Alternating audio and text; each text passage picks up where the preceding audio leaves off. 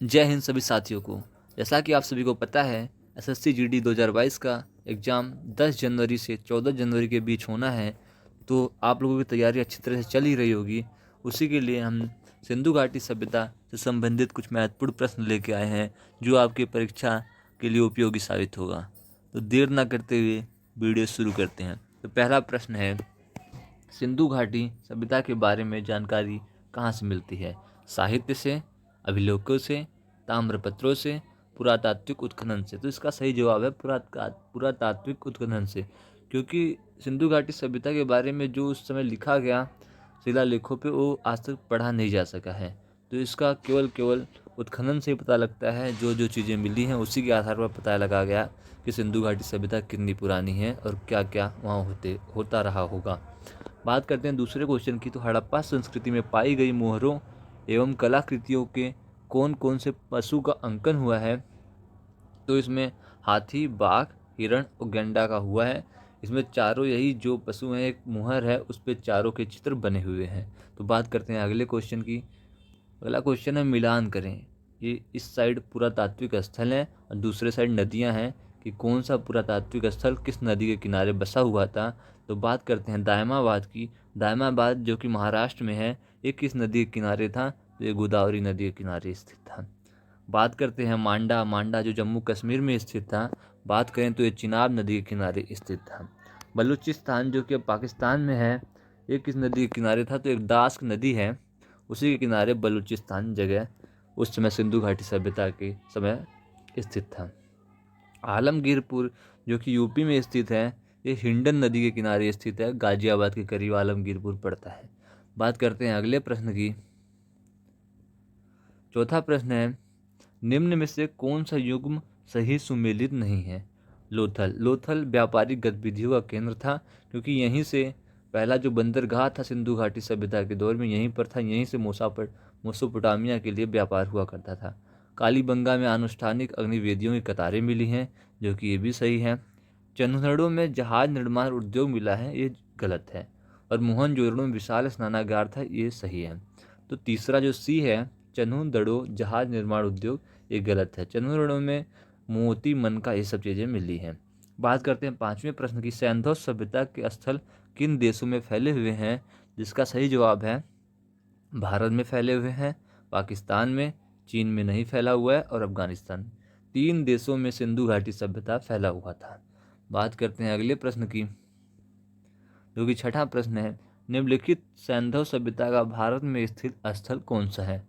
तो मोहनजोदड़ो जो कि पाकिस्तान में है, हड़प्पा भी पाकिस्तान में है, लोथल गुजरात में है, यही सही उत्तर होगा। भारत में लोथल है और चन्हुदड़ो भी पाकिस्तान में है।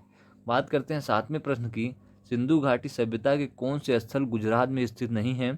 तो लोथल गुजरात में ये स्थल है जहाँ बंदरगाह है। धौलावीरा भी गुजरात में ही है, रंगपुर भी गुजरात में है।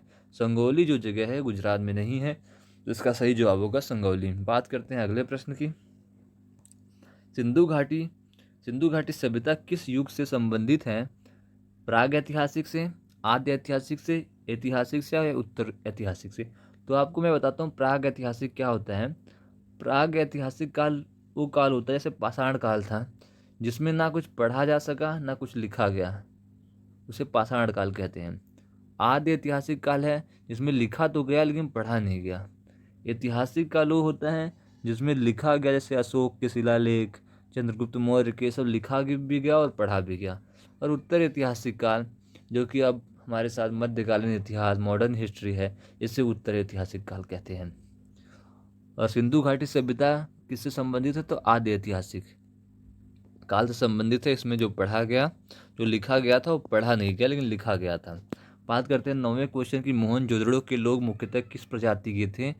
अल्पाइन थे, प्रोटो ऑस्ट्रेलियाइड थे, मंगोलाइड थे या भूमध्य सागरी थे? तो मोहनजोदड़ो में जो लोग बसे थे वो भूमध्य सागर की तरफ से आए हुए लोग थे, ऐसा इतिहासकार मानते हैं।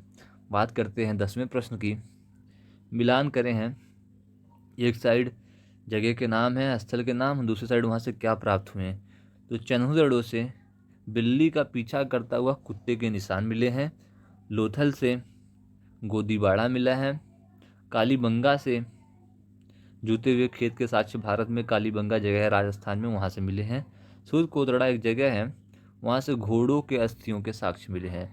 मतलब इससे पता चलता है उस ज़माने में घोड़े भी थे, और इसी से पता चलता है कि हमारे अरब देशों से भी संबंध थे, जैसे इराक उराक से, वही मेसोपोटामिया से। बात करते हैं अगले प्रश्न की। सिंधु घाटी सभ्यता कहाँ तक विस्तृत थी? पंजाब, हरियाणा, दिल्ली, जम्मू कश्मीर, राजस्थान, या राजस्थान, उत्तर प्रदेश, बिहार, बंगाल, महाराष्ट्र, पंजाब, राजस्थान, गुजरात, महाराष्ट्र, उत्तर प्रदेश, बिहार। ये सब इसमें देखा गया सारे भारत के ही जगह थे। इसमें देखते हैं पंजाब, राजस्थान, गुजरात, उत्तर प्रदेश, हरियाणा, सिंधु, बलूचिस्तान। इसमें पाकिस्तान की भी 2 जगह हैं। इससे पता चलता है वैसे सिंधु घाटी सभ्यता 3 देशों में फैली हुई थी। 2 जगह थे अफगानिस्तान के, बाकी पाकिस्तान और भारत के। बात करते हैं अगले प्रश्न की। हड़प्पा में एक उन्नत जल प्रबंधन प्रणाली का पता कहाँ से चलता है? जिसका सही जवाब है धौलावीरा से। धौलावीरा जगह है गुजरात में। यहाँ की जो जल प्रबंधन प्रणाली थी बहुत अच्छी थी, और इससे पता चलता था कि वो कितने मतलब सब सभ्य लोग थे और किस तरीके से रहते थे। बात करते हैं अगले प्रश्न की।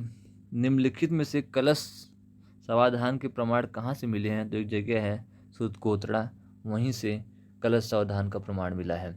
अगला प्रश्न है 14। हड़प्पा संस्कृति के कुछ स्थल हैं, इस साइड नदियां हैं, कौन से स्थल किस नदी के किनारे स्थित थी? देखते हैं। लोथल भोगवा नदी के किनारे स्थित था। कालीबंगा जो राजस्थान में है वो घग्गर नदी के किनारे स्थित था। हड़प्पा जो कि पाकिस्तान में है वो रावी नदी के किनारे स्थित था। रोपड़ सतलज नदी के किनारे था। आप समझ चुके हैं, ऐसे 2 प्रश्न आ चुके हैं नदियों के किनारे वाले। ऐसे पूरा मतलब सिंधु घाटी सभ्यता इस 20 प्रश्नों में ही कवर हो जाएगा और आपके परीक्षा के लिए बहुत ही महत्वपूर्ण होगा। बात करते हैं अगले प्रश्न की। भारत में चांदी का प्राचीनतम साक्ष्य प्राप्त हुआ है, तो है चांदी के आहत सिक्के। चांदी के आहत सिक्के मिले हैं, यही प्राचीनतम साक्ष्य है। बात करते हैं 16वें प्रश्न की। निम्नलिखित में से सैंधव सभ्यता के खोजकर्ता कौन हैं? जॉन मार्शल तथा सूरजभान, अमलानंद घोष तथा रंगनाथ राव, रखाल दास बनर्जी तथा दयाराम साहनी, माधव स्वरूप वत्स तथा अर्नेस्ट मैके। जिसका सही जवाब है रखाल दास बनर्जी और दयाराम साहनी। इन्होंने सैंधव सभ्यता के खोजकर्ता हैं। बात करते हैं अगले प्रश्न की। सिंधु घाटी सभ्यता के लोग धार्मिक रूप से उपासक थे। धार्मिक रूप से वो किसके उपासक थे? तो सिंधु घाटी सभ्यता के दौर में मातृशक्ति की पूजा की जाती थी। यहाँ महिलाएं प्रधान थी और महिलाओं की ही पूजा की जाती थी। बात करते हैं 18वें प्रश्न की। निम्न में से किनका मानना था कि बाढ़ सिंधु सभ्यता के पतन का मुख्य कारण था? चाइल्ड एंड व्हीलर का, मैके का, फेयर सर्विस का, या जॉन मार्शल का? तो ये जो 2 इतिहासकार हैं मैके और जॉन मार्शल, इनका मानना था सिंधु घाटी सभ्यता का पतन बाढ़ के कारण हुआ था। बाकी इतिहासकारों का मामला था आर्यों के आक्रमण के कारण सिंधु घाटी सभ्यता का पतन हुआ है। बात करते हैं अगले प्रश्न की। सम्मिलित कीजिए। इसमें एक साइड स्थलों के नाम है, दूसरे साइड उनके खोजकर्ता हैं कि उस स्थल को किसने खोजा। तो बात करते हैं हड़प्पा की। हड़प्पा को दयाराम साहनी खोजकर्ता थे। मोहनजोदड़ो के आर.डी. बनर्जी थे, और चन्हूदड़ो के एम.जी. मजूमदार और कोटदीजी के घर से।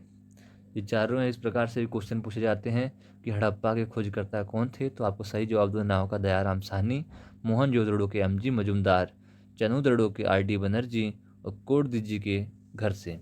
चलते हैं आखिरी और 20वें प्रश्न की ओर। 20वां प्रश्न है सिंधु सभ्यता कालीन अर्थव्यवस्था के संबंध में निम्नलिखित कथनों पर विचार कीजिए और सही उत्तर का चयन कीजिए। तो इसमें कथन क्या क्या है? अर्थव्यवस्था में कृषि को प्रमुख स्थान प्राप्त था, सही है।